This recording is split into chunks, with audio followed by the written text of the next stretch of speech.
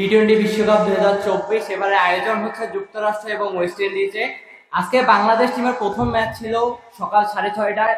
সেহেতু কালকে থেকে অনেক প্রস্তুতি নিয়ে রেখেছিলাম, ঘড়িতে অ্যালার্ম দিয়ে ভর্তি করে দিয়েছিলাম, যত ঘর আছে অ্যালার্মের যে সকালে উঠতেই হবে।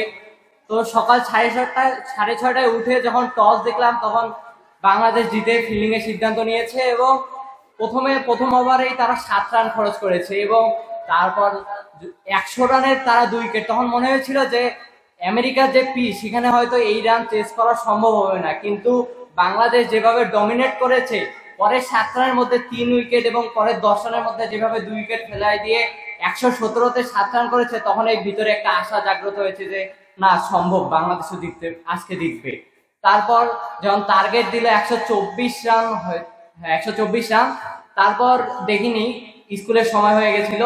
তারপর গোসল করে আসার পর দেখলাম যে বাংলাদেশ অনেকটা ফ্লপ খেয়েছে, 3 উইকেটে 24, একটা হারা মুভমেন্ট। কারণ শ্রীলঙ্কার যে বোলিং লাইন আপ, বিভিন্ন ভ্যারাইটিস বোলিং লাইন আপ, তাদের বিভিন্ন লেগ স্পিনার, তাদের পেসার, তখন পর্যন্ত থুসারা মনে হয় 2 উইকেট নিচ্ছিল, 3 উইকেটের মধ্যে 2টাই ওর ছিল।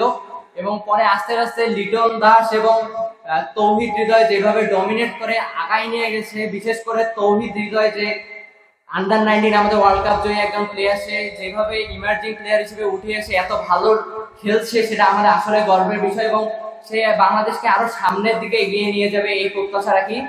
এবং সে হাসানাঙ্গার একটি ওভারে 3 বলে 3টি 6 মেরে ম্যাচটাকে 70% বের করে এনেছিল এবং চতুর্থ বলে উইকেটটা গিয়েছিল, কিন্তু তবুও তখন পর্যন্ত 5 উইকেটে 94 রান, অনেকটা কাছাকাছি।